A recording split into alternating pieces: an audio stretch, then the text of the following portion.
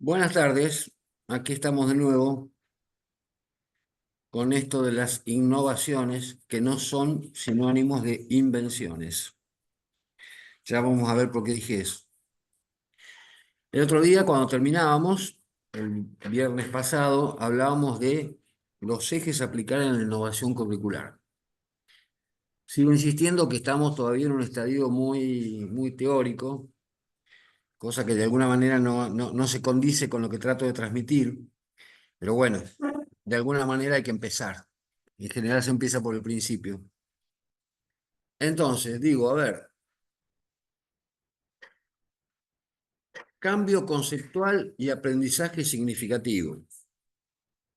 Trascendente, no hay manera de aplicar una currícula innovada, fundamentalmente desde lo ideológico, desde lo que significa, en lo que estuvimos hablando el viernes pasado, si no cambiamos conceptualmente nuestra concepción del fenómeno salud, enfermedad, atención, educación médica continua, educación permanente. Ese es el hilo que debemos seguir. Reitero los ejemplos anteriores. No es lo mismo ocupar un año de una currícula de ciencias de la salud en analizar todos y cada uno de los 500 y pico de músculos con sus lugares de inserción en los respectivos huesos que ocupar ese conocimiento aplicado a lo que vayamos a desarrollar. No es lo mismo ocupar un año de la fisiología respiratoria, en nuestro caso, en el caso de pediatría, destinada al adulto, no como si el niño fuera igual que un adulto, como si el embarazo o el embrión y el feto fueran igual a un recién nacido o a un lactante. Si no cambiamos conceptualmente y aplicamos los conocimientos morfo-fisiopatológicos a los respectivos grupos etarios, seguimos con una concepción que divide la medicina y la salud en compartimientos estancos que deben interrelacionarse. El aprendizaje significativo nos lleva precisamente a esa concepción, decir, bueno, ¿cuál es la significancia fundamental de este proceso de enseñanza-aprendizaje? ¿Qué tengo que saber del prematuro en la semana 34 en lo que se refiere a su concepción social, económica, a sus determinantes sociales, a su familia, a la presencia o no de enfermedades previas diagnosticadas y detectadas por ustedes en la mamá, al funcionamiento del surfactante, a la necesidad de asistencia respiratoria no, sumado a la necesidad de una red sanitaria? Ese sería el aspecto, digamos, de gestión, sumada a la necesidad de tener maternidades con las CONE adecuadas para tener un nacimiento de esas características. Las CONE me refiero a condiciones obstétricas neonatales esenciales, que ya las vamos a ver y no se las voy a enseñar a ustedes, pero que de alguna manera, y volviendo a lo que decía previamente, cuando uno tiene trabajo de gestión, mi trabajo en la Dirección de Maternidad e Infancia, me, me llevó a la triste conclusión, ya casi un año después de estar gestionando, que el 50% de las maternidades de más de 3.000 partos anuales de nuestro país, de mi país, de la República Argentina, donde nacen literalmente el 50% de los recién nacidos de mi país, no tienen las condiciones obstétricas neonatales esenciales. Mal que me pese, sin duda el fenómeno de enseñanza-aprendizaje, de la innovación curricular, me va a priorizar en el aprendizaje de la masa crítica, o sea, de los estudiantes, me va a llevar a priorizar la necesidad imperiosa de tener una sala de parto climatizada, de tener un recurso humano capacitado para las maniobras de reanimación en el caso del neonatólogo, del pediatra, y de un parto adecuado en el caso del obstetra y del médico ginecólogo, quien lo haga en cada lugar. Me va a significar enseñar la necesidad de tener un banco de sangre, aunque sea regional, para una enfermedad hemolítica, para un sangrado materno. Me va a significar, y estos son objetivos de aprendizaje significativos o fundamentales en el momento de la currícula, me va a significar priorizar la necesidad de tener anestesista, ese objeto tan olvidado en nuestro país o tan caro, y un quirófano para la necesidad de una cesárea inminente, parto en Podálica como el segundo de mis mellizos, último hijo, parto en Podálica, sin progresión, segundo nacimiento, después del primero que salió volando, eh, me va a significar la necesidad de tener una terapia intensiva en el lugar de los hechos o una terapia intensiva móvil. Me va a significar para la realidad sanitaria de Latinoamérica que voy a tener que tener un médico capacitado para trasladar desde un lugar de mínima complejidad a máxima complejidad a una madre con una eclampsia convulsivando o a un recién nacido con un estrés extremo y con un Apgar muy bajo. De allí la importancia, entonces, y espero no aburrirlos, de que las academias opinen y decidan en el momento de las decisiones políticas relacionadas con la salud materno-infantil. Y para eso, para que se den una mínima idea, en la reciente pandemia COVID, el incremento de la mortalidad materna y neonatal posterior al COVID y posterior a la crisis del COVID fue determinada fundamentalmente por dos o tres factores elementales, tales como falta de calor en las maternidades, falta de higiene, falta de antibióticos elementales para el tratamiento de las sepsis neonatales, falta de anticonvulsivantes adecuados para las toxemias gravídicas maternas con convulsiones. Digo, priorizando recursos, conociendo, seguramente estaremos evitando mortalidad y discapacidad posterior. Si tengo que pasar al otro punto, a la motivación, y voy tildando, después vamos a hablar de cada uno, digo, bueno, no hay conocimiento sin corazón. Esto lo decía Hipócrates y Platón hace muchos años ya, muchos siglos ya. O sea, el conocimiento pasa fundamentalmente por el compromiso no solo biológico, físico, etcétera, sino fundamentalmente el motivacional.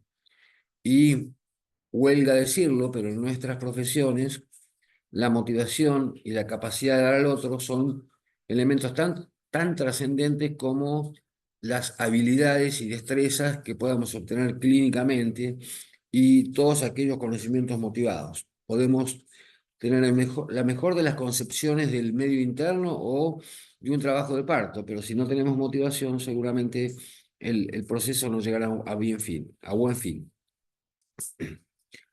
Los conocimientos previos son trascendentes porque en épocas en las cuales estamos contaminados, asfixiados por la información de las redes, seguramente todos los estudiantes de la ciencia de la salud y de las otras también llegan a la instancia de formación con un cúmulo de conocimientos, un gran porcentaje de los cuales son falsos, son posverdades o son manejos, en el caso de la salud, de precisamente los portales informáticos relacionados con la industria, con la enfermedad, con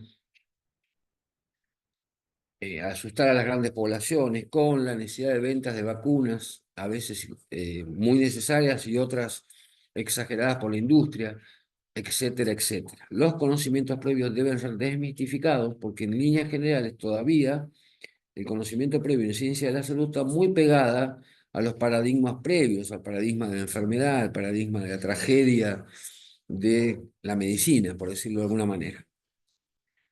Las zonas de desarrollo próximo la hablamos, recuerdo, el último viernes, y ahí hablábamos de la necesidad imperiosa de la cercanía, de la necesidad imperiosa de construir conocimientos en forma colectiva, de la necesidad imperiosa de innovar sin inventar. Innovar es recrear un mismo tema y aportarle todos los nuevos conocimientos que seguramente van a temblar en épocas de inteligencia artificial, que de ninguna manera van a hacer perder el razonamiento clínico y el razonamiento sanitario, pero que sin duda van a contaminar, como todos los medios de comunicación, la concepción, tendiendo a una masificación de los conceptos. Eso evita entonces la posibilidad de innovar, la posibilidad de trabajar colectivamente, la necesidad de trabajar individual y colectivamente en el hecho sanitario, en el hecho de un taller, en el hecho del logro de una habilidad clínica, en el logro de una destreza que no solo es clínica, también una destreza es saber leer una comunidad epidemiológicamente. También una destreza a lograr es saber comunicar una buena o una mala noticia.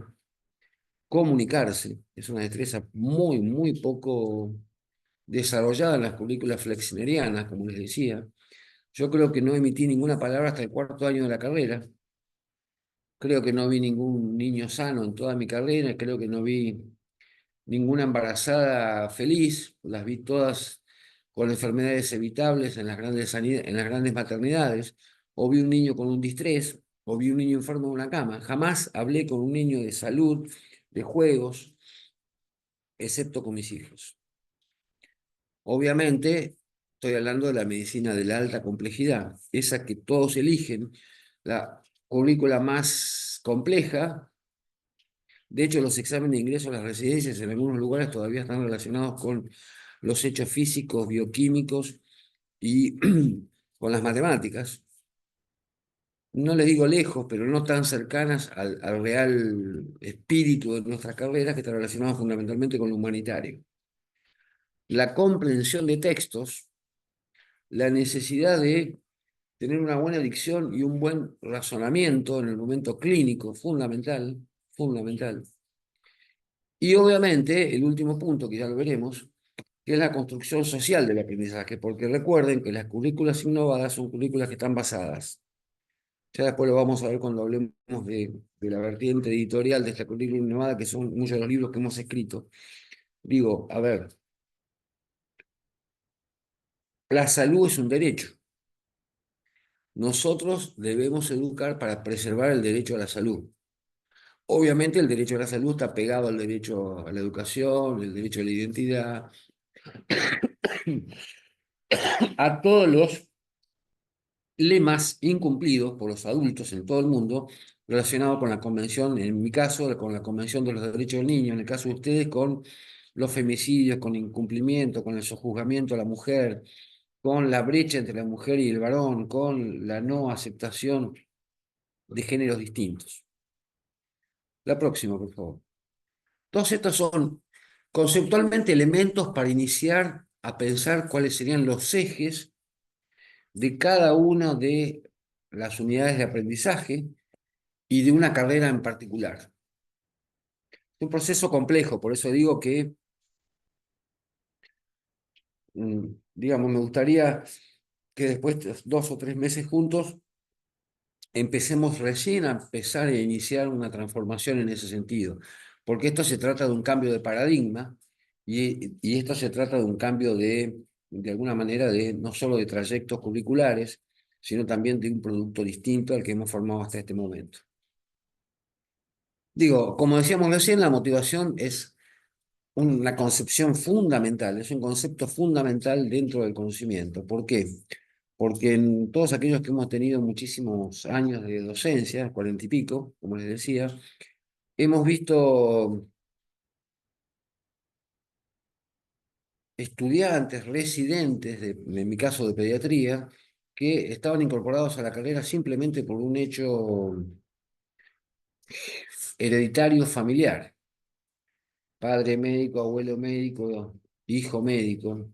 Cuando en realidad fuera de quedarse con el consultorio familiar o la clínica familiar, el principal motor para el aprendizaje, el principal motor para el cambio, es la motivación real, que vuelvo a repetir, la motivación inicial para aprender, que se construye colectivamente, pero que de alguna manera debe estar respetando, digamos, los designios o las elecciones de cada uno de los sujetos que tiendan a hacer algo tan magnífico y valioso como es promover, prevenir, reparar la salud de nuestra gente y enseñarlo.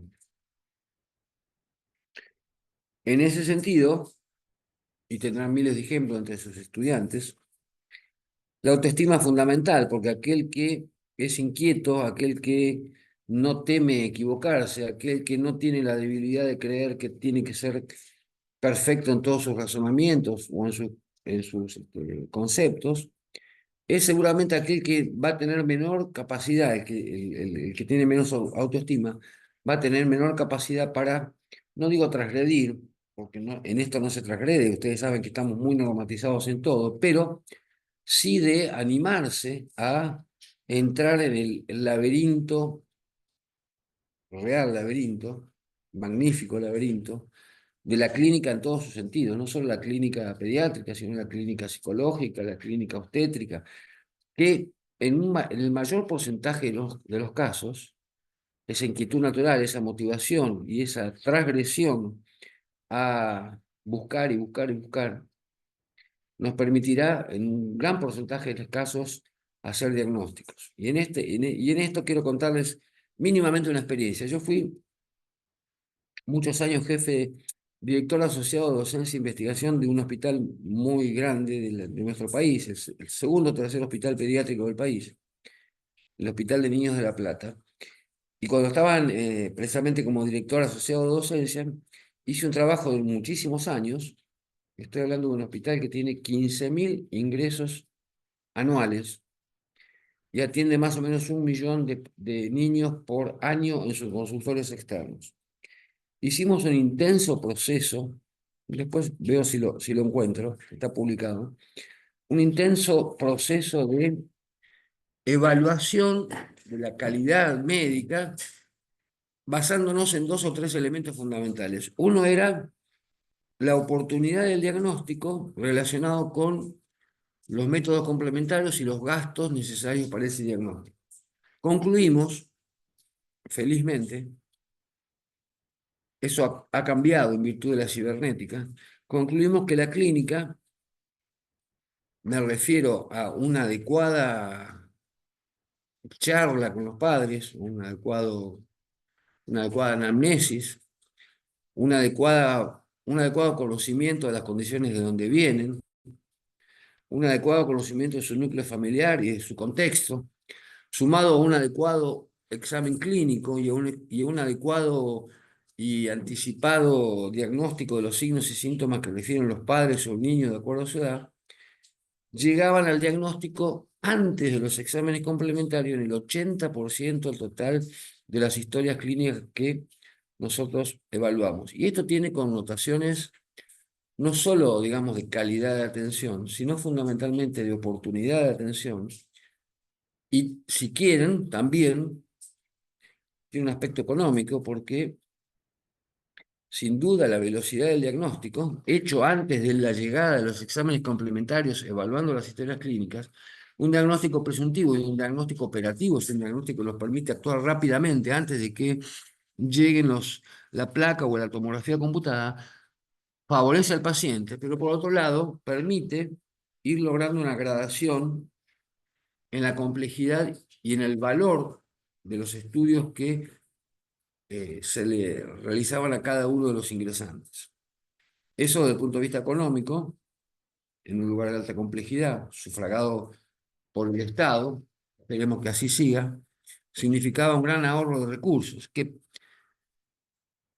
está escrito en el trabajo. Paradojalmente, hubieran permitido seguir formando, invertir esos recursos en una formación permanente del recurso humano trabajador del hospital.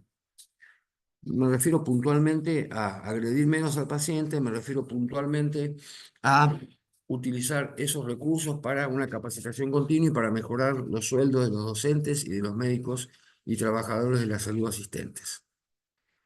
Tiene que ver con el espíritu, con la motivación y con la capacidad de razonamiento clínico. Por eso yo digo que la medicina y la ciencia de la salud son artesanales, a pesar de las hipernormas que bajan de distintos lugares con distintos intereses. Y que una misma situación en distintos territorios son resueltas, no voy a infringir las normas que son rígidas, pero son resueltas de acuerdo a las posibilidades de cada uno de los territorios y de cada uno de los protagonistas de ese hecho. En eso seguramente Mónica va a coincidir, porque Mónica es de una excelente formación clínica. Eh, Nosotros, por nuestra edad, somos muy jóvenes aún los dos, pero digo, por nuestra edad, somos una generación que estuvo muy influenciado por la clínica, porque obviamente no había un desarrollo tan importante de todos los métodos complementarios, que por otro lado forman parte de esto que yo les decía de la mercantilización de la medicina, ¿no? De la necesidad de formarse en lo más complejo porque es lo más caro. Pero la pérdida de la clínica, sin duda, es una tragedia, digamos, para la salud de nuestras poblaciones. Y eso lo podemos afirmar cuando uno ha tenido la suerte, o más o menos, de trabajar en lugares de última derivación, analizando la gran cantidad de iatrogenia médica y de ciencias de la salud, o sea, la gran cantidad de errores que se cometían por falta de razonamiento o por falta de, digamos, de perspicacia delante de una situación de pérdida de la salud. La próxima. Bueno, digamos,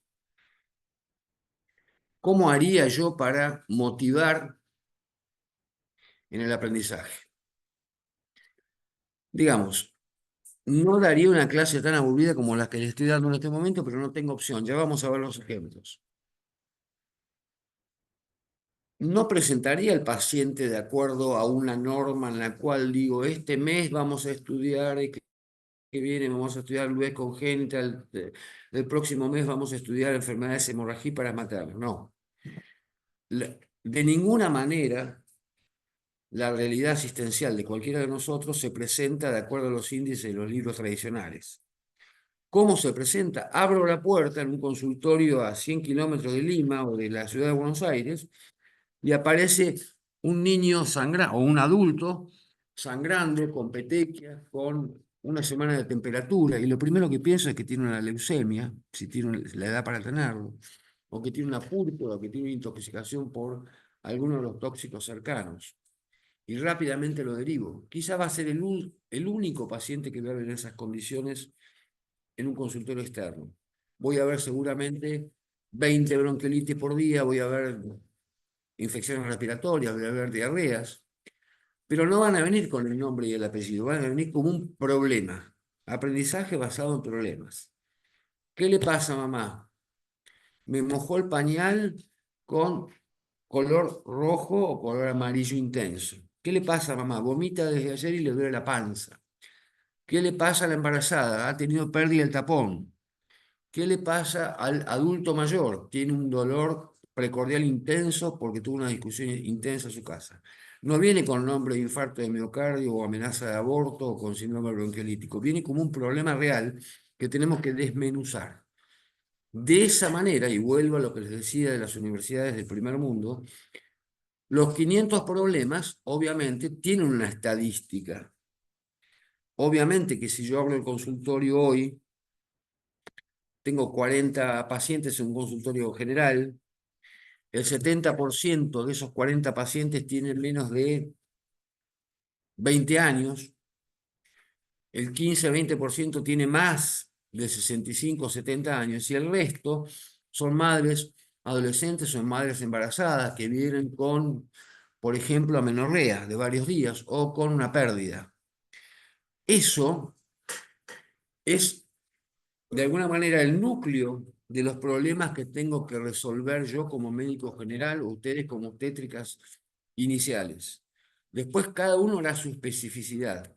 Yo no puedo enseñar el primer día de la currícula cómo respirar una bronquiolitis, porque sé que va a ser el 3% del total que voy a ver a lo largo de toda mi vida.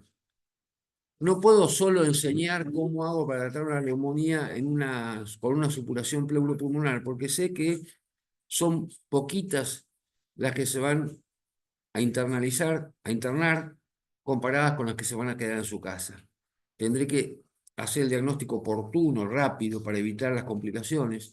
Tendré que dar las pautas de análisis sucesivos si las cosas no mejoran. Tendré que imaginar de qué manera accedo a una reconsulta, tendré que imaginar si la madre tiene la posibilidad de trasladarse hacia ese lugar, tendré que imaginar si tiene un lugar de emergencia por si hubiera alguna complicación, y todo eso forma parte del proceso de aprendizaje. El acceso, la adhesión al tratamiento, la comprensión del tratamiento, la buena comunicación con la madre, la profilaxis en el jardín de infantes donde hay una diarrea, o en el barco donde está la fiebre del mono o la varicela, forman parte del hecho médico. No es especialidad del infectólogo, forma parte del hecho cotidiano. Todo eso que yo les cuento así parece tan sutilmente, no están incorporadas en las currículas flexnerianas, por lo menos en medicina. Le presento el problema y seguramente,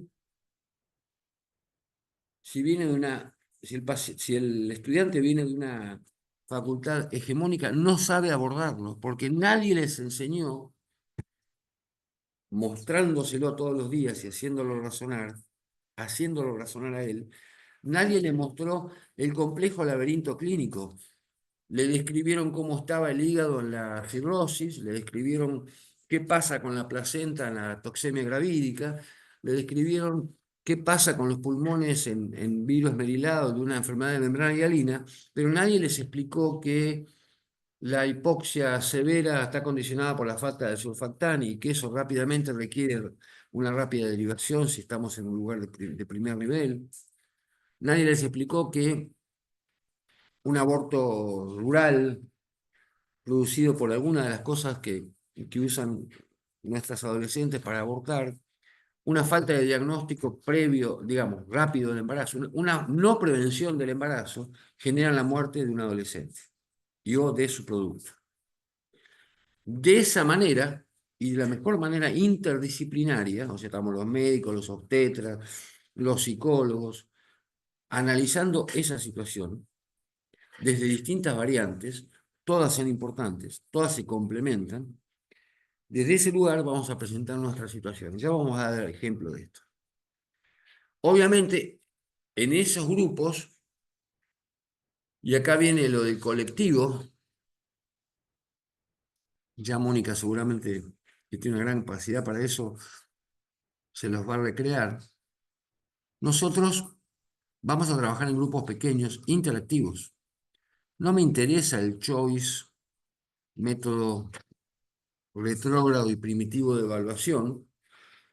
Me interesa el razonamiento grupo por grupo.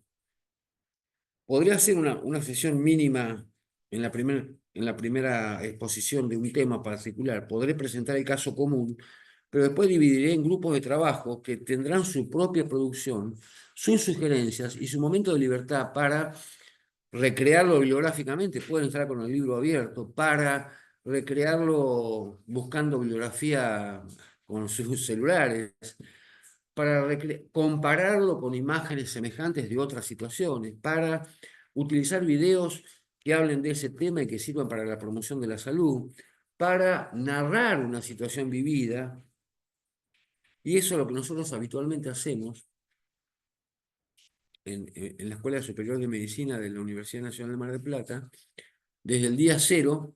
Yo les conté lo mismo en la UNICEN, que es la Universidad del Centro de la Provincia de Buenos Aires, en Olavarría Tandil, que es la provincia de Buenos Aires. Los alumnos salen al terreno el primer día con su cuadernito, el más barato ahora porque están muy caros. Y ese cuadernito es el portfolio. Ese portfolio es la libreta de apuntes de todo, de las características de la casa, del arroyo que pasa por el costado, de la iglesia adventista de enfrente, de la iglesia católica del otro lado, de la escuela, de la cercanía o lejanía del médico, de los medios de transporte para poder acceder al hospital, de la clínica por la cual estamos entrando en esa casa, de las enfermedades epidémicas de la zona, etc. Ese portfolio, de alguna manera, y algo de eso les incluí como bibliografía, seguramente ya la tienen, son apuntes que se van modificando, porque probablemente el primer día tengamos muy poco, podamos recrear muy pocas cosas de lo que observamos. Pero de alguna manera, en ese portfolio, yo estoy evaluando como tutor, ustedes están evaluando como tutor, las habilidades y destrezas que paulatinamente, cronológicamente van adquiriendo. El primer día apenas saludan a los padres, el segundo o tercer día hablan con la abuela, el cuarto día conocen la comunidad, el quinto día saben cuáles son los criterios o los factores de riesgo de ese lugar y anticipan de alguna manera y promueven y generan, innovan, hacen innovación generando, por ejemplo, tengo una experiencia de salud escolar con los alumnos de UNICEN, por ejemplo, la necesidad de vacunar, por ejemplo, la necesidad de llegar a establecer esa vacunación en un lugar común que es la escuela, por ejemplo, a decir, bueno, no tenemos centro de atención primaria, pero vamos a hacer un consultorio, un centro de atención primaria y vendremos una vez por semana como alumnos para controlar el estado de salud de los niños de esta escuela. Y eso mezcla el proceso educativo, el proceso de capacitación con la gestión. No tengan la menor duda que en los lugares donde hay educación universitaria o hay residencia, las capacidades médicas son muy superiores, porque en realidad el alumno inquieto, este colectivo, genera la necesidad permanente de capacitarse de aquellos que lo tutorializan en el lugar de los hechos. O sea, no es que el alumno va a escuchar, el alumno tiene que participar activamente, en forma ordenada, obviamente, tutorializado por los tutores del lugar. Tiene que preguntar, tiene que hacer sus propios razonamientos y equivocarse todas las veces que sea necesaria. Tiene que poner en aprietos al profesor que no sabe responderle lo que le está preguntando. O sea, de ninguna manera, por otro lado, vamos a ir a esa típica figura del alumno ejemplar y el otro que nunca habla, porque en realidad, vuelvo a decirlo, la construcción del aprendizaje es colectiva. No depende de ese que estudia todos los días solamente. Depende del que no puede porque tiene menos tiempo, pero tiene una gran capacidad de razonamiento ante las situaciones. Depende de la confluencia de los saberes de cada uno, de la vuelta a su casa, del repaso de la bibliografía y de la construcción final de un conocimiento integrado entre todo el grupo. La próxima. Bien, de alguna manera, y esto me hace acordar a las clases que magníficas, se las recomiendo, de la doctora Borili acerca de adolescencia, el alumno como el adolescente tiene que llegar a su autonomía. No puede estar permanentemente pensando en la unidireccionalidad de la clase, vuelvo a repetirla para ser bien sutil, en inglés y con la última bibliografía del primer mundo, que sirve, obviamente que sirve. Tiene que tener autonomía para poder ir construyendo su propia forma de razonar. Eso no es un proceso al azar. Todos aquellos que tenemos tantos años de docencia sabemos que están dentro de lo que se llama el contrato curricular, o sea, primer día de clase, de la facultad. Cuando vos salgas de esta facultad vas a tener capacidades para atender el 80% de las situaciones de salud y enfermedad de toda la población. ¿Cuáles son? Esta y esta. ¿Qué tenés que hacer? Atenderlo, atender la comunidad, digamos, educación centrada en la comunidad y en el estudiante. Son dos subtítulos. Hacer una sospecha o un diagnóstico operativo precoz. O sea, rápidamente detectar que tiene un abdomen agudo y que hay que operar en las próximas horas. Saber hacer las primeras y las más necesarias y urgentes manualidades o acciones médicas para evitar que ese paciente quede con secuelas o muera. Esas metas, les puse un borrador ahí acerca del proyecto, de uno de los proyectos que yo escribí. Es un borrador, en realidad es un portfolio mío, por así decirlo, en el cual les voy discriminando qué debe hacer qué debe saber hacer, qué capacidades tiene que tener un estudiante que termina eh, de cursar la asignatura que yo dicto. Conocer las limitaciones, saber que no se puede tratar una eclampsia en mi pueblo, saber que un parto con dificultades, con mal crecimiento, con madre con enfermedades severas, con madres con diabetes, madres con cardiopatías, seguramente no pueden cursar los últimos meses de embarazo y el parto en lugares donde no hay estructura. Eso es derivación oportuna. Generar esa red que les permita llegar en el momento adecuado y no salir corriendo sin tener cama en ningún lugar, en ninguna cama de nuestros hospitales. Saber que en una población pequeña, y vuelvo al ejemplo de una población de 10.000 habitantes, que ya después lo vamos a ver, va a haber más o menos entre 150 y 200 nacimientos por año, ¿sí? Más o menos el 10% de esos, 15, van a requerir atención en un lugar de mayor complejidad, pero no en el momento del nacimiento, sino previamente, porque alguno va a tener una cardiopatía, porque alguno va a tener una prematurez, porque la madre tiene una luez congénita, porque la madre tiene una eclampsia en su primer embarazo, etcétera, etcétera, etcétera. Todo eso es más importante que saber usar el respirador de alta frecuencia en la enfermedad de membrana hialina, que podríamos haber evitado si cuidábamos el embarazo, si hacíamos los controles en el primer nivel de atención, y si no podíamos, lo derivábamos oportunamente para que nacieran en el mejor lugar.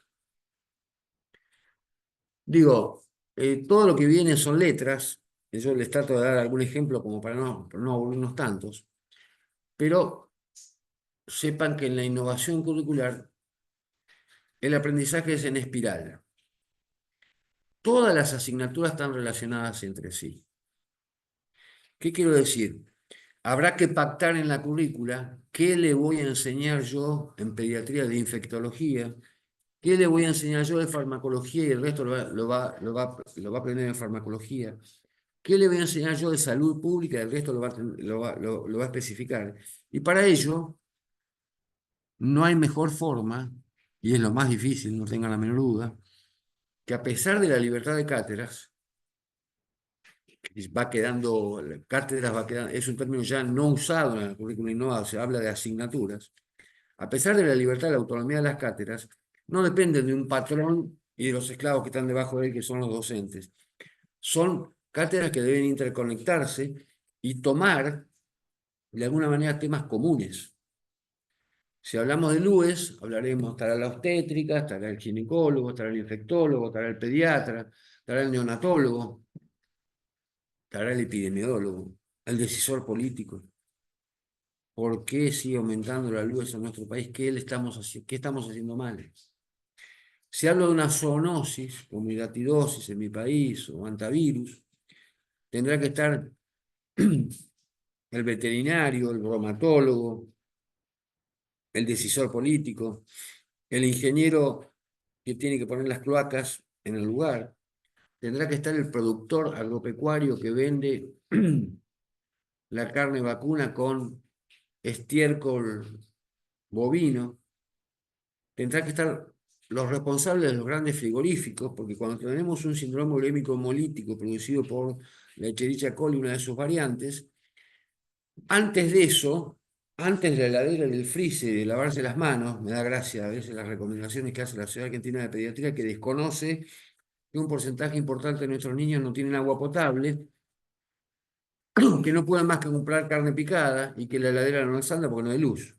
Entonces, antes de eso, antes de llegar a la casa, tenemos que estar seguros de que el bromatólogo ha recogido todas las muestras en los frigoríficos locales y evita la venta de carne contaminada en las carnicerías del lugar. Hace 3 4 años, la Facultad de Veterinaria de mi ciudad, de la ciudad de La Plata, que está al lado de la Facultad de Medicina, hizo un trabajo de, digamos, de investigación acerca de qué pasaba con los cuchillos y las tablas de los carniceros. En el 40% de los casos se encontraron Escherichia coli, Shigella y Salmonella como bacterias en la tabla y en el cuchillo. Se lo llevaron a la casa. O sea, es anterior. Lo que pasa es que al no haber bromatólogos, al no haber veterinarios, rápidamente se elude la responsabilidad. Eso hay que enseñárselo a los estudiantes.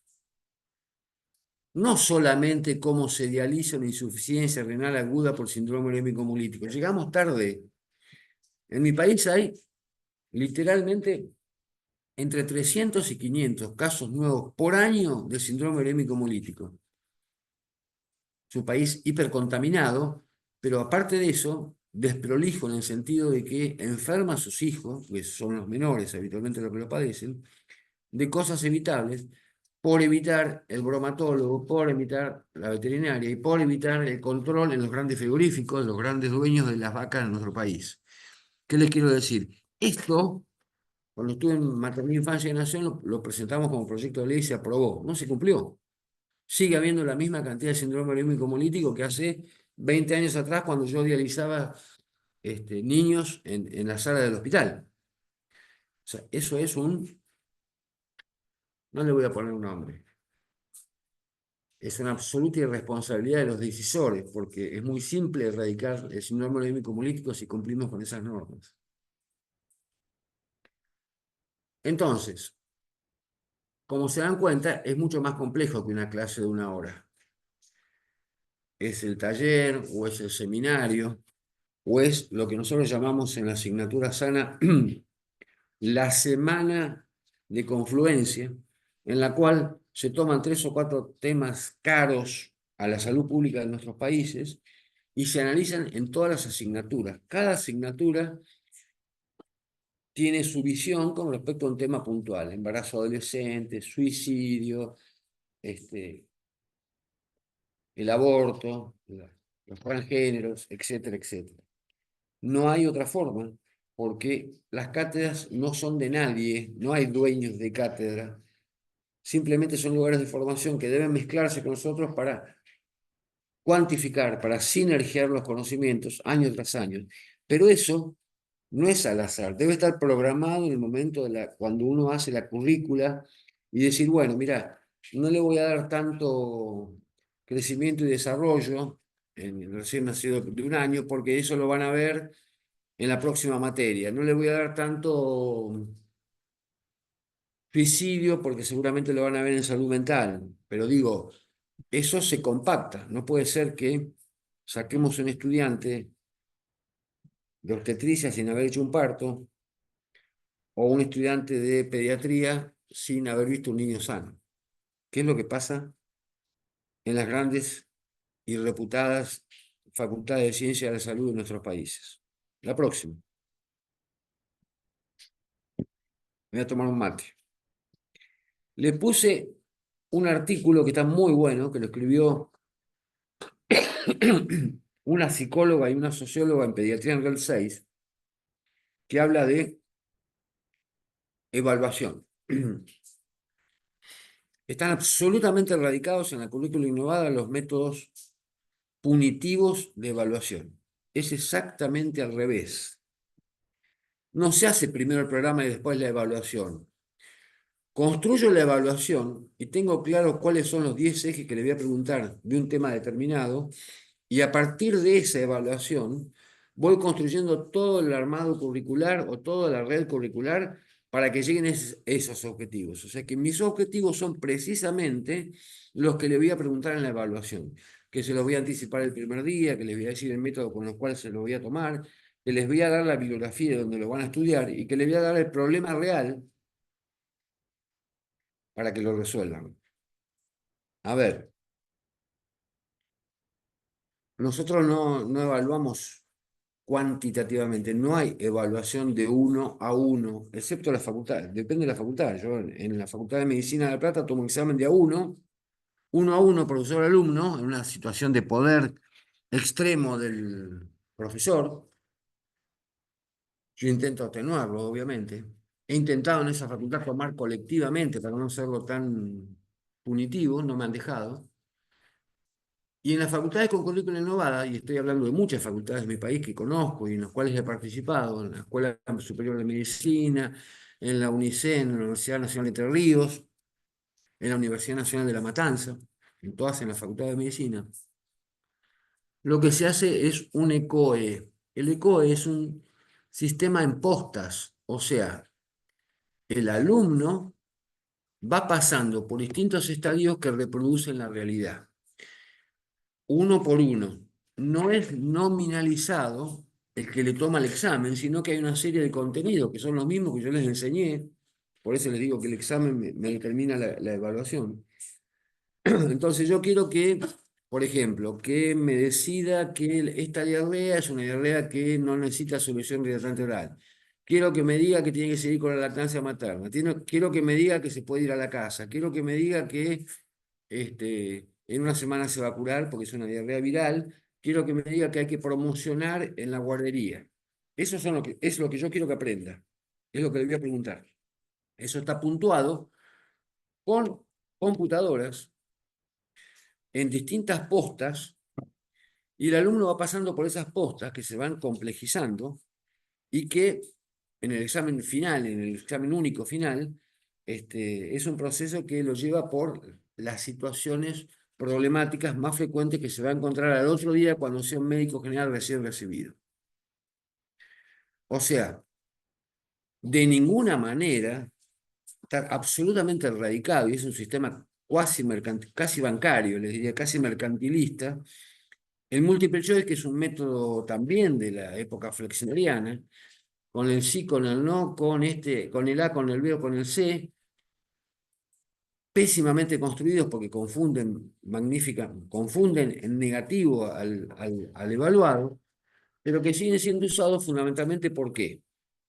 Porque son métodos de screening masivo. Si ustedes tienen escasez de docentes, no hay otra forma que tomarle a 150 con un formulario de 100 preguntas, que en realidad no evalúan nada, simplemente el azar, en un gran porcentaje, simplemente evalúan conocimientos técnicos, pero no razonamientos.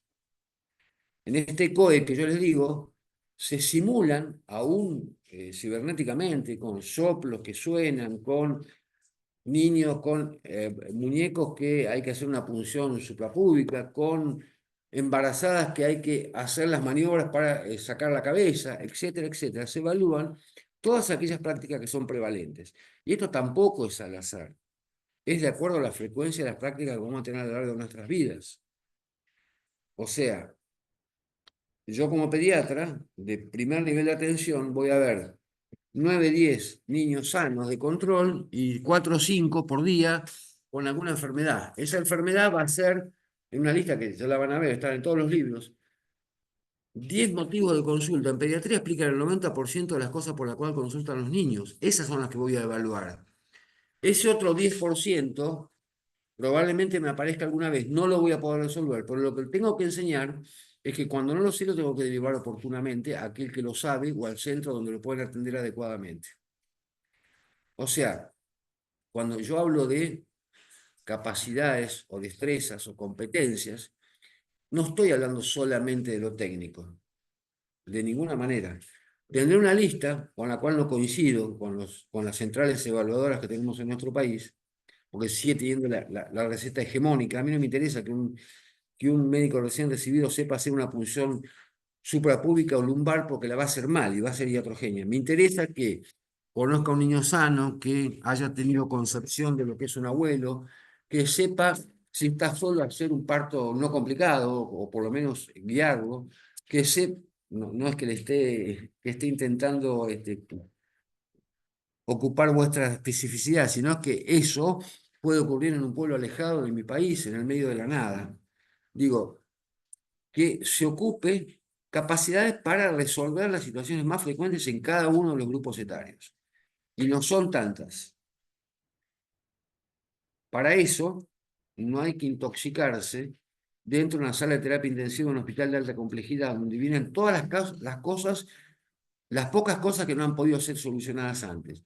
En un centro de atención primaria, en el medio de Miraflores, pónganle, que no va a haber grandes dificultades ahí seguramente, pero sí en Ollantaytambo, por ejemplo. Les quiero decir, en ese lugar, 20 motivos de consulta, por lo menos en pediatría, explican literalmente el 90 y pico % de las cosas por las cuales consultan. Eso es lo que voy a evaluar. Lo mismo les pasará a ustedes epidemiológicamente con las situaciones de embarazo, con las situaciones de parto, con las situaciones del puerperio. ¿Qué les quiero decir? Hay que identificar eso y ese es el contenido central y el núcleo del aprendizaje. La próxima.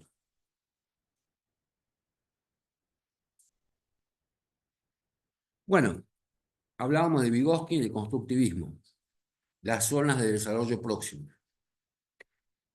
En realidad, la educación de pregrado debería remedar, debería recordar lo que vamos a hacer todo el tiempo como médicos o como obstetras. Vamos a trabajar en un grupo de trabajo donde va a estar el psicólogo, el trabajador social, el neumonólogo si tenemos suerte, o el nefrólogo si estamos en un lugar más complejo.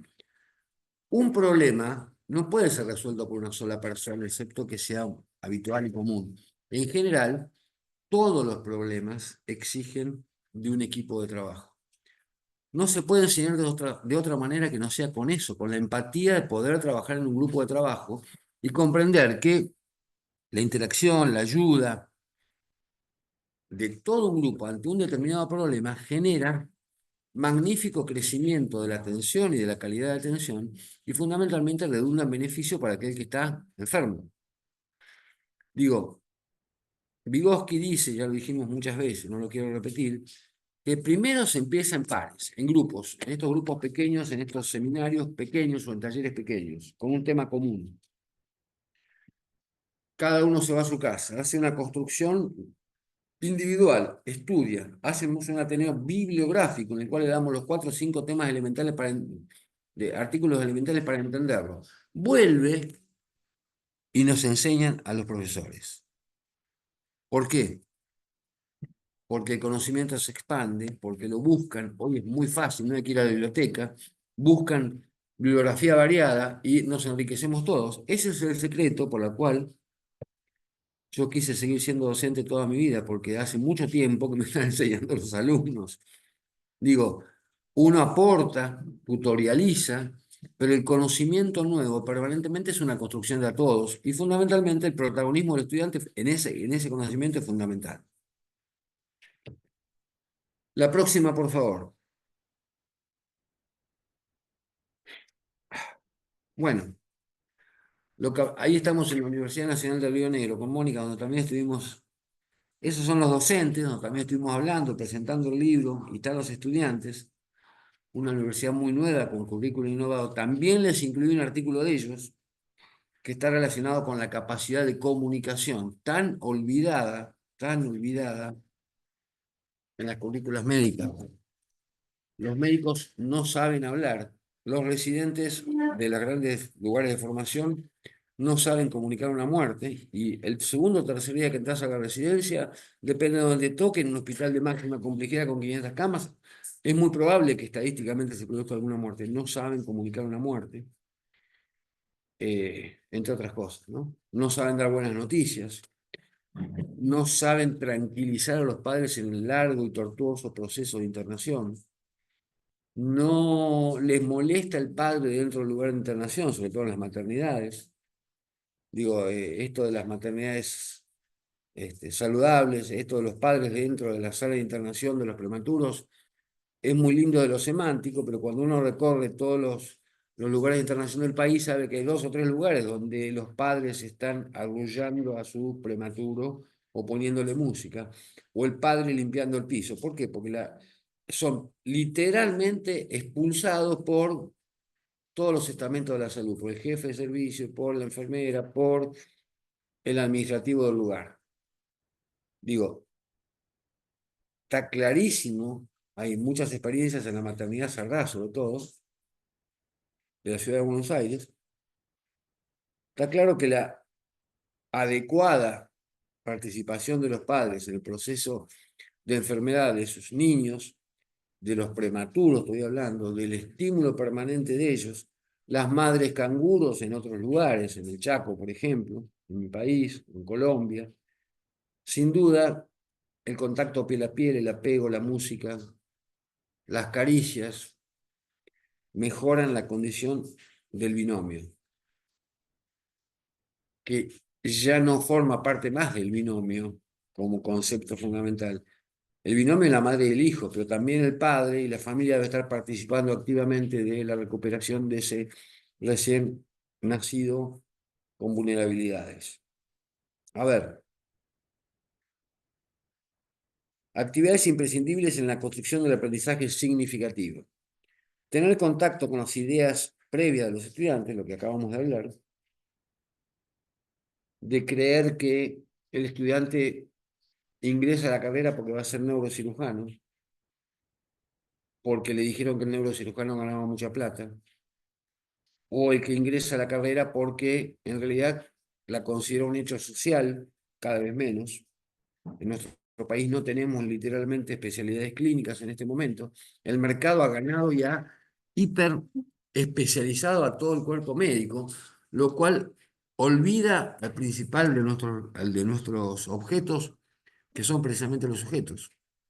O sea, las residencias en hospitales de máxima complejidad son lugares de derivación. O sea, entra un niño con dolor de oído y va al otorrinolaringólogo. Le duele la cabeza y va al neurólogo. Hace pis con sangre y va al nefrólogo. Tiene un soplo cardíaco y va al cardiólogo. Pero en realidad la integralidad de lo que le pasa a ese paciente, la mayor parte de las veces que puede ser manejado por los clínicos, es olvidada por esto de la hiperespecialización, que lo único que hace es atomizar de alguna manera nuestra formación y también nuestro cerebro. Está re claro, por eso les decía que muchas veces las currículas están relacionadas con las multinacionales de la medicina, con los grandes congresos en el Caribe, con la venta del último aparatito para hacer plata con muy poco esfuerzo, con etcétera, etcétera. ¿Por qué? Porque está perfectamente demostrado, lo escribe muy bien el doctor Roberty, uno de sus libros, después se lo había incluido. Está perfectamente demostrado que esta atomización del ser humano en super especialidades tiene una connotación económica, porque cada una de esas super especialidades genera un mercado nuevo. Si quieren no me lo escuchan, si no están de acuerdo me lo dicen, los escucho, pero en realidad eso uno lo ve, porque esta visión del médico integral, de esta pediatría social, está realmente perdiendo por goleada en virtud de la inteligencia artificial, de los laboratorios que te regalan el pasaje para que vayas a comprar el respirador de alta frecuencia, que te regalan el pasaje para que hagas el parto no sé cómo. Digo, eso debería estar en un lugar académico, en un lugar de formación como los que nosotros frecuentamos, debería estar absolutamente proscripto por nuestra propia moral. De hecho, y en pediatría y también en obstetricia, les voy a dar un ejemplo claro. En la década de 60, los yanquis empezaron a vender con sus leches magistrales, la NAM era una, me acuerdo, la S26, la otra, después la leche de soja. Empezaron a hacerle creer a las madres del mundo que las leches maternizadas con metales, las latas, eran mejores para el crecimiento de su hijo que su propia teta. Y eso generó un daño irreversible no solo para el apego de tantas generaciones, sino fundamentalmente para la enfermedad y la salud de nuestros niños. Y generó una catástrofe en el medio ambiente, fundamentalmente en la zona del Amazonas, donde gran parte del caucho de las tetinas, los biberones, etcétera, etcétera, fueron extraídas masivamente en virtud de la Coca-Cola blanca, por decirlo de alguna manera, y perdónenme si a algunos les molesta. Pero digo, fíjense de qué manera los medios de comunicación y los medios poderosos venden situaciones que confunden las mismas características iniciales de la condición humana. ¿Quién puede negar, y no voy a hablar de eso ahora, todos los condicionantes favorables que genera la lactancia materna? Léase desde el niño y desde la madre. Ahora también digo, ¿qué legislaciones en nuestros países le permiten a la madre lactar tranquilamente. Digo, esto está demostrando claramente que las academias deben formar un capital humano, un recurso humano, y sobre todo en el pregrado, en las residencias ya es tarde, que de alguna manera tenga la voluntad y la motivación de ir a tocar las puertas de los parlamentos, de los senados, para decir, señor, necesito que la madre lacte 3 meses, porque está perfectamente demostrado que el niño va a crecer mejor. Lacte 6 meses, obviamente, lo ideal, pero digo 3 meses para poder arreglarlo con los patrones. Digo, el advenimiento de la mujer, por suerte, al trabajo, a pesar de que sigue en menores condiciones que el varón, gana menos, no ocupa lugares de producción, de decisión, ha disminuido la lactancia materna, sin duda. Cuando uno compara las clases altas, las profesionales, con la mamá que no tiene trabajo y está en la casa, la mamá lactó ni 5 hijos y la madre que es médica o residente no logra lactar más allá de 2 o 3 meses porque tiene que empezar con las guardias, tiene que empezar a trabajar, tiene que tomar el micro y no tiene tiempo para eso. Eso tiene que estar legislado no solo por el niño y por la salud del mundo. Digo, ustedes saben que la teta y las vacunas son los principales y más importantes descubrimientos junto con la solución del lactante oral de, y supongo que los anticonceptivos, de la salud mundial en el último siglo. ¿Cómo puede ser que la condición humana se prive de lactar a sus hijos? Yo les digo por qué. Porque seguramente ninguno de los economistas del Fondo Monetario, del Banco Mundial, de la OPS o de la OMS ha sacado las cuentas de la plata que ahorra si evita la mortalidad infantil como la evita la teta materna, se evita las formas graves de las enfermedades más graves. Visto desde ese lugar, no me gusta ese análisis, pero visto el lugar costo efectivo, no tengo la menor duda que la lactancia materna sería una magnífica inversión que evitaría muchísimas internaciones y probablemente esto haya quebrado con los prepagos o con los coseguros de mi país. Digo, esta vehemencia con la cual se los digo tiene que ver, a pesar de mi edad, con lo motivacional. O sea, nosotros seguramente, ustedes tampoco han elegido la profesión porque era más o menos rentable que ser contador, o más o menos rentable que ser ingeniero, o más o menos rentable que ser periodista. La elegimos porque luchamos por esto de la salud. Y convengamos que las brechas siguen siendo muy amplias. Y ya a esta altura, ya les diría, cansado de tanto luchar, este, la esperanza son los estudiantes. Los que pueden cambiar esto son los estudiantes, pero no los que se formen como me formaron a mí. Les va a costar desandar esto. Les va a costar desandar todo lo que me han engañado en lo que se refiere a lo que es la salud. Sino el estudiante que adopte una currícula innovada, no como estrategia pedagógica aislada, sino como una nueva visión de la salud desde el derecho, desde la igualdad, desde la equidad. Y eso está escrito en la currícula. No tengan la menor duda.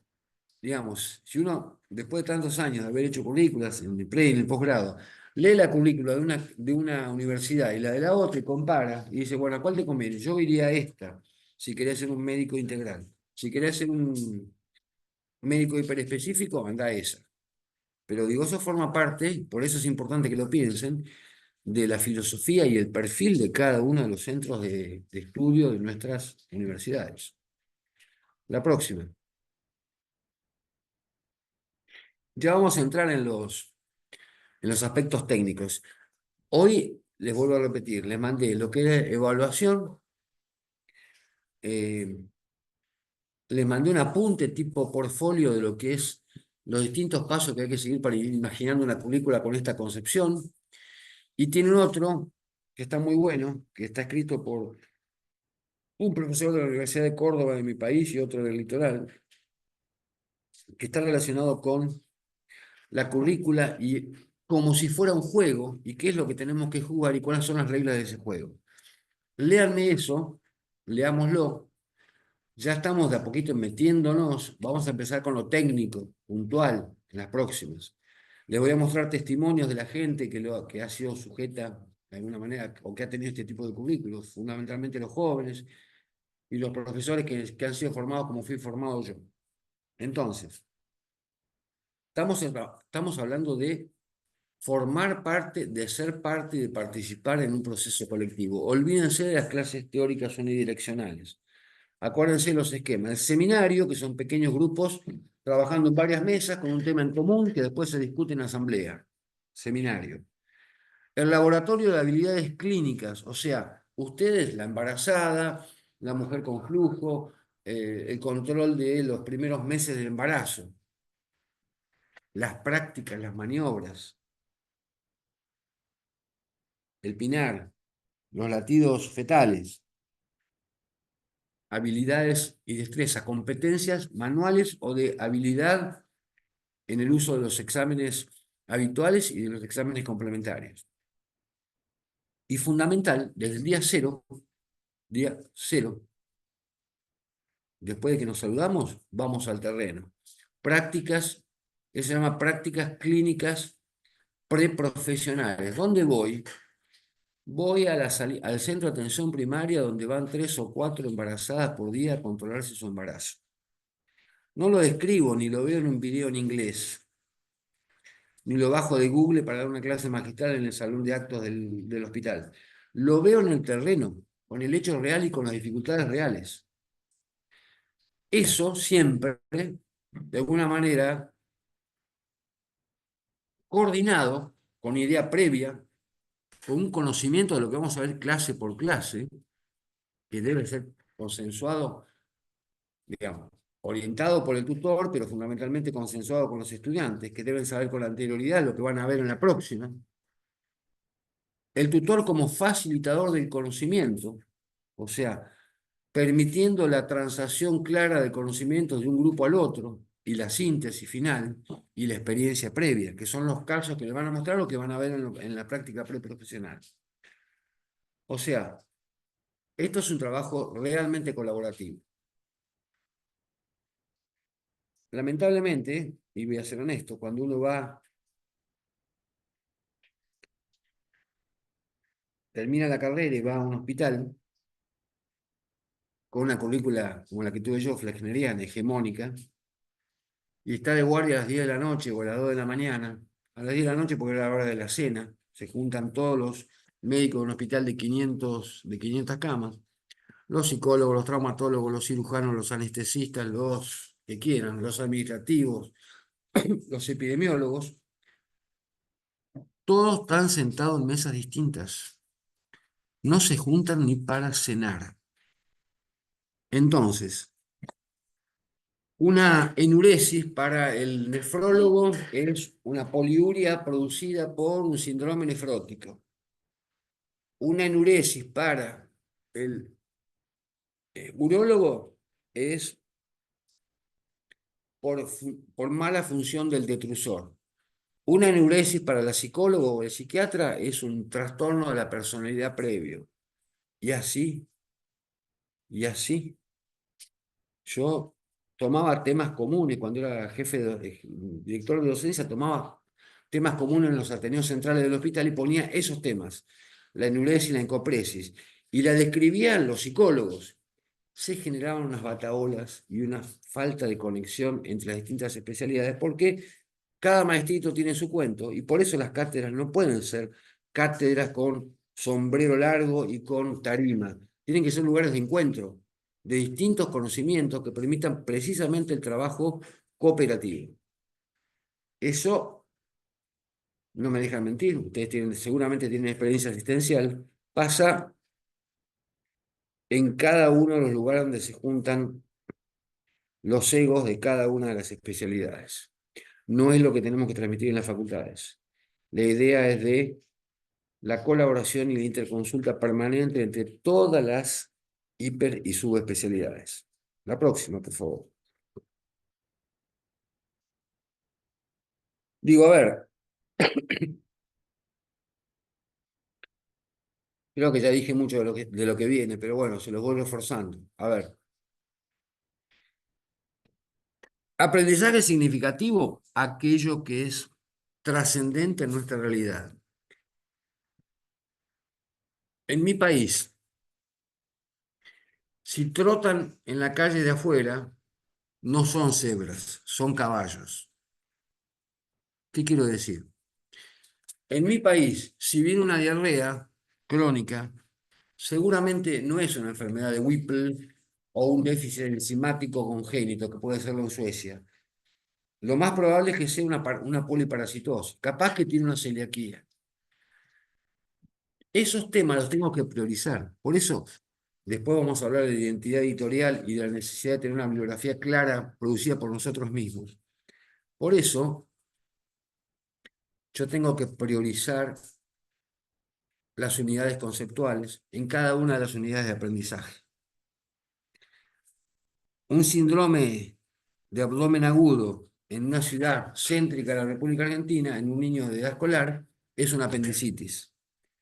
Un abdomen agudo en, y tengo ejemplos, un abdomen agudo en el sur, es primero en el sur de mi país, sobre todo en la población originaria, los mapuches, es sin duda una, primero seguramente es una apendicitis, pero cuidado que puede tener un quiste este, hidatídico en el mesenterio, una imagen redondeada de pulmón, un niño que tose y tose y tose, en el centro de la ciudad de Buenos Aires, probablemente sea lo que nosotros llamamos una neumonía redonda, pero es mucho más frecuente que esa imagen redondeada en quística en el sur sea una hidatidosis. Y así puedo estar días enteros hablando.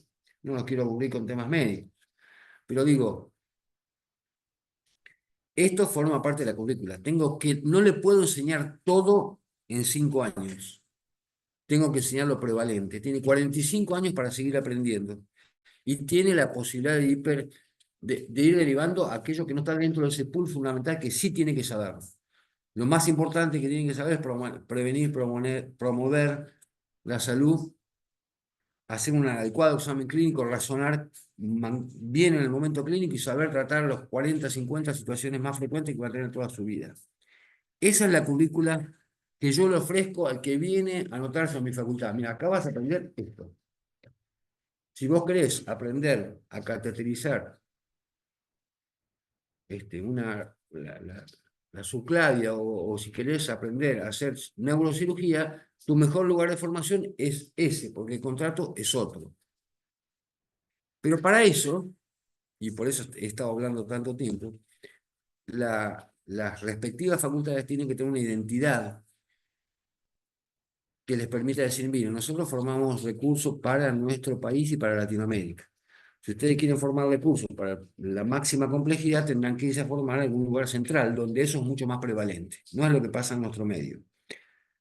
Eso es el aprendizaje basado en la comunidad. Yo no puedo formar 550 cardiocirujanos de primer nivel para que se vayan a vivir a otro país, porque estoy pagando con erarios públicos un médico que necesita la señora del frente de mi casa. Y la señora enfrente de mi casa probablemente pueda tener una enfermedad cardiovascular, pero lo más frecuente es que tenga esto. Y si tiene una enfermedad cardiovascular, será derivado oportunamente al lugar donde se lo hagan. Entonces, ¿cómo cierro esta idea? Los contenidos del currículo se dividen en los distintos escenarios de aprendizaje. Siempre conociendo los objetivos, ya que si no se pierden los propósitos y los motivos. Lo dije sin leerlo. Se los dije antes sin leerlos. A ver, a mí me da gracia porque este, si vos te vas a Inglaterra a, a formarte en el posgrado, entras en el Instituto de Medicina Tropical inglés, que en realidad lo que hace es un posgrado con todas las cosas que padecen sus explotados en las colonias de todo el mundo. O sea, nosotros no necesitamos ir al Instituto Británico de Enfermedades Tropicales, porque tenemos enfermedad de Chaga, tenemos sofidismo, tenemos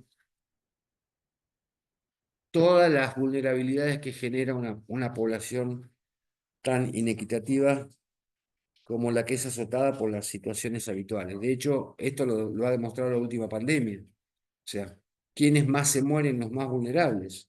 Y eso, en un país como el mío, hoy, en el cual un porcentaje importante de niños no come adecuadamente, no se hidrata adecuadamente, no tiene agua potable, no tiene cloacas, tiene un medio ambiente destruido, forma parte de la currícula, porque no voy a atender enfermedad de Whipple cuando termine, voy a atender niños deshidratados por agua cloacal. Por eso digo que eso forma parte, y eso es una decisión de ustedes, forma parte del contrato que uno hace con el educando, con el que va a venir a estudiar en esta facultad. Seguramente nosotros no vamos a estar en condiciones de emular a el Hospital de Niños de París en lo que se refiere a enfermedades metabólicas, porque no tenemos recursos. Pero no tengo la menor duda que en las situaciones prevalentes de nuestra comunidad, la deshidratación, las enfermedades infecciosas, etcétera, etcétera, la expertise nuestra es mucho mayor. De hecho, cuando empecé la residencia de pediatría, una de las formas de deshidratación habitual en pediatría, que es la deshidratación hipernatrémica, o sea, con el sodio muy alto, este, que es la que se produce en las primeras 24 horas de la diarrea por falta de aporte líquido. La estudiábamos en un libro, Mónica se debe acordar, el Finberg, en el cual se describía, era un libro que era británico, en el cual se describía la deshidratación hipernatrémica porque había habido un error en una guardería en la cual habían puesto sal en lugar de azúcar en los biberones. Y con eso describían la deshidratación hipernatrémica. Nosotros teníamos todos los días deshidrataciones hipernatrémicas producidas por diarrea. Entonces, obviamente que las sales de hidratación oral para el cólera surgen de los países latinoamericanos y de los países con menos poder. Las sales de hidratación oral le salvaron la vida a millones de chicos. De hecho, cuando yo entré en las residencias, las diarreas eran la principal causa de mortalidad. Ahora están debajo del 10-15 lugar. Por el advenimiento de la lactancia materna y por el advenimiento fundamentalmente de la solución de hidratante oral y el refuerzo en las últimas décadas de la lactancia materna. Medidas muy simples que no pasan por grandes inversiones económicas, 3 granitos de sal, una vacuna y la teta que es gratis. La próxima.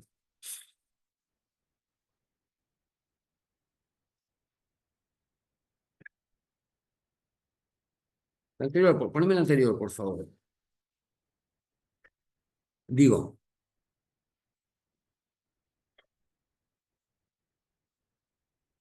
no hay aprendizaje en ciencia de la salud si no hay contacto de los días primeros con la realidad sanitaria. Les cuento un ejemplo. No en Mar del Plata, sino en Unicen, donde también tengo tenemos una asignatura con Mónica común, que es electiva, se la pueden elegir, no es una materia puesta como curricular. En esa materia se anotan literalmente todos los estudiantes. ¿Por qué? Porque nosotros los acercamos a esto, a la realidad del problema. Y lo acercamos en el lugar de los hechos, en la escuela, medimos la agudeza visual, usamos el pediómetro, el tallímetro, le hacemos un examen inicial de salud escolar, los clasificamos antropométricamente. Día cero. Y ahí tienen la oportunidad de ver al niño sano. En Mar del Plata, desde los primeros meses de la carrera, se sale a la comunidad.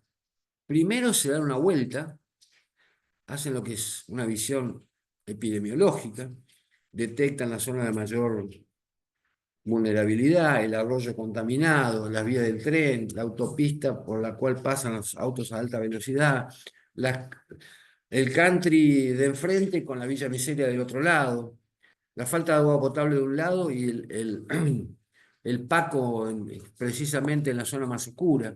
Se hacen una clínica epidemiológica, clínica, epidemiología clínica. A los pocos meses empiezan a tocar las puertas de la casa, probablemente entrando desde los que nosotros llamamos SIC, que son centros de integración comunitaria, o desde la escuela, o del centro de atención primaria, llevan títeres, hablan con los padres, están toda una jornada con los niños, hablan de la situación real del lugar, o van a la escuela del barrio, o van a la canchita de fútbol del barrio, o van a la parroquia del barrio, y tienen una primera aproximación humana con la gente que se supone que van a atender en algún momento de su vida. En años posteriores, segundo o tercer año, se llega a la visita domiciliaria con el tutor, obviamente, para hacer un acercamiento a cada uno de los niños y adultos, porque obviamente no es de una sola materia, sino que se hace globalmente toda la familia, o sea, no hay edades, no se discrimina a la adolescente embarazada del abuelo, van todos a hacer lo mismo. Y tenemos ahí una primera visión de alguna manera clínica o una presunción diagnóstica de lo que pasa en el barrio.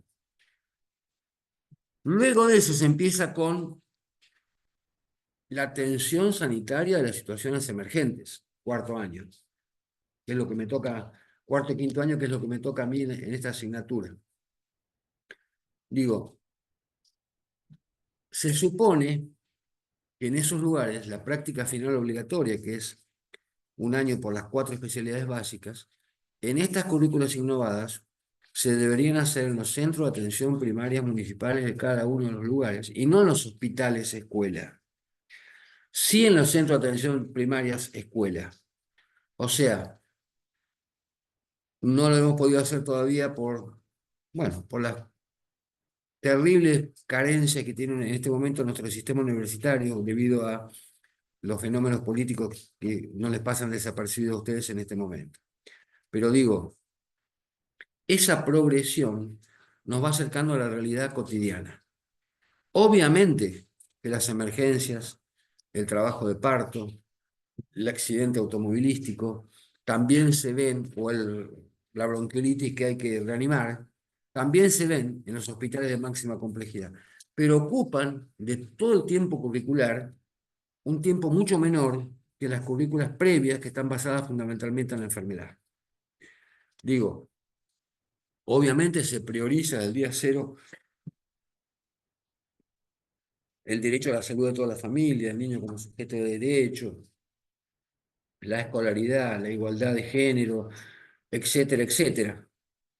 Eh, pero bueno, eso es muy difícil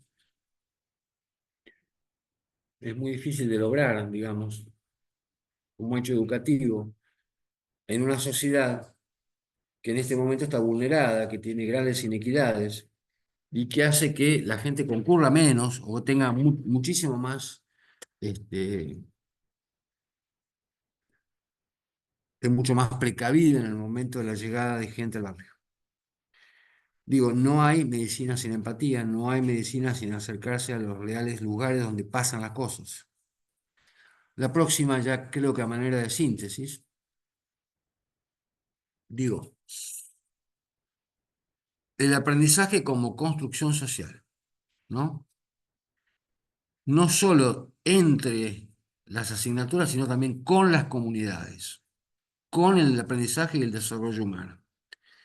Esa foto es una familia en Bucaramanga, donde estuvimos caminando el territorio como si estuviéramos estudiando, ¿no? Con Mónica y también después algunas actividades que tuvimos con los estudiantes. Fíjense las realidades sanitarias de ese lugar, fíjense si en ese lugar donde se inunda, donde hay trata de menores, donde hay narco, narcos en la zona, fíjense si uno va a poder desarrollar estos criterios, digo, de humanidad, ¿no? Por supuesto, eso es en Colombia, pero también puede pasar en cualquiera de las provincias de mi país, o seguramente en algunos lugares cercanos del Perú. O sea, no hay nada que esté en esta currícula innovada fuera de 3 o 4 contenidos específicos que deben valorar en el momento de la evaluación de la currícula. La interacción social, ya se los conté, las prácticas culturales de cada lugar. No voy a cambiar la práctica cultural de los mapuches. Tendré que abordar y aceptar las condiciones de los mapuches, de los incas o de los diaguitas. tendré que internalizarme y usar todo lo positivo que esas prácticas generan. Obviamente los procesos políticos que determinan la enfermedad de salud, porque bueno, yo creo que se los dije ya, pero Carrillo fue el primer ministro de Salud de la República Argentina, año 1950, decía que el ser social esté sano o enfermo es una decisión política. Y nos guste o no nos guste, la academia se mezcla con lo político, porque seguramente esta clase o esta charla eh, a mí me resulta muy difícil de dar en lugares muy hegemónicos, en el cual el profesor se enoja porque yo le digo que tiene que escuchar al estudiante. Digo, obviamente los factores psicológicos y emocionales están venidos a menos en estas realidades sanitarias, donde la salud mental es una gran espina, tienen que ver en el momento de elaborar una película. De hecho, a lo largo de la cursada de una de las facultades que les estoy contando, de las hegemónicas, no hay un solo tema de salud mental.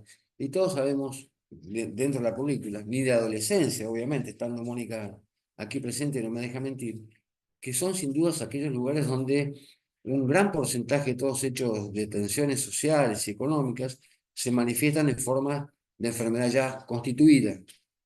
O sea, todos estos elementos están mezcladitos por ahora, ya les voy a dar un poco más de luz, ya vamos terminando con lo principal de lo teórico y con toda la lectura que les ruego que vayan viendo.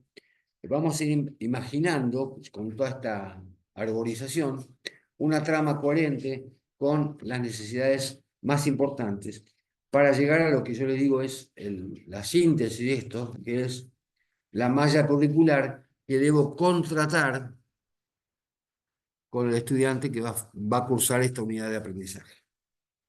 Creo que no hay más. A ver, la próxima. Sí, finalizando.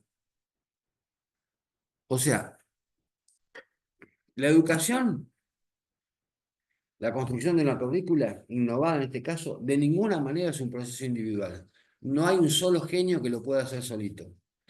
Porque esto no se divide en hígado, aparato respiratorio, etc. Es una conjunción, espero no haberlo confundido, de desafíos pedagógicos e ideas transformadoras que están adaptados a lo que pasa en cada uno de los lugares donde vamos a desarrollar esa currícula, pensando que la masa crítica que se forme, el sustrato, debe ser funcional para atender la salud y la enfermedad de la gente que vive en ese país. Por eso, en nuestros países, yo no sería, y acá me sale una beta un poco más autoritaria, no sería tan libre de dejar elegir libremente las especialidades. Nosotros tenemos una educación absolutamente gratuita en todos sus estadios hasta ahora. Creo que puede llegar a cambiar en virtud de la nueva gestión política de mi país. Espero que no. Digo, pero esto no es un libre cambio. Yo no puedo, debería como decisor de políticas académicas y de formación de recursos humanos, ir gestando, digamos, las necesidades reales, no individuales del médico, o del obstetra o del ginecólogo que se forma, sino las de la población. Porque nosotros no nos olvidemos que nuestra función es preservar la salud de nuestras comunidades. Dentro de esa estructura, y hay muchos ejemplos en mi país que los he vivido, en los cuales con esa concepción el médico tiene, de alguna manera, el médico recién formado, ingresa a un sistema provincial, como fue en la provincia de Neuquén en la década de 70, 80 en mi país, y en la provincia de La Pampa también, y algo en Río Negro, ingresa con un determinado precontrato, en Colombia pasa lo mismo, en Uruguay pasa lo mismo, y ese médico formado gratuitamente debe cumplir una serie de funciones. Después podrá, a lo largo de su formación médica, pensemos que cualquiera de nosotros, si tenemos suerte, tenemos 40, 50 años de ejercicio de la profesión, puede ir haciendo especificidades, pero no podemos dejar de tener en cuenta que nuestras currículas tienen que estar relacionadas con las necesidades de nuestra población. Por lo tanto, habrá que priorizar todo aquello que ya nos está faltando y que es un real problema de salud pública. La salud y la enfermedad no es un hecho individual, es un hecho social. Por lo tanto, nosotros, mal que nos pese, debemos estar pensando en la salud de la gente, no solamente en nuestro consultorio particular. Muchísimas gracias, creo que es suficiente, hay mucho material para pasarles. yo los voy a ir, sin duda, haciendo paulatinamente. Esto, a ver si me acuerdo dónde es. Sí, me acuerdo. Esto es en Bucaramanga también. Ahí ven una serie de docentes. Estamos ahí con Mónica haciendo un curso de esta característica. Presentamos el libro, presentó Mónica todo lo de adolescencia. Digo, somos muy parecidos a los latinoamericanos. Tenemos problemas que van variando de acuerdo a las latitudes, pero las necesidades de nuestros pueblos son semejantes. Por eso es que me estoy animando a hablar en un país muy querido, pero distinto al mío. Muchísimas gracias. Ahí tienen, en la última tienen toda la bibliografía. Se las dejo para más adelante. De ninguna manera pónganse a leer todo eso. Vayan leyendo primero o segundo capítulo de la innovación médica, la nueva educación médica de este chileno que les contaba, de Venturelli, y vayan punteando los artículos que nos van acercando paulatinamente y algo vamos a hacer a la construcción de una asignatura pensada por ustedes. Muchísimas gracias. Creo que es suficiente por hoy.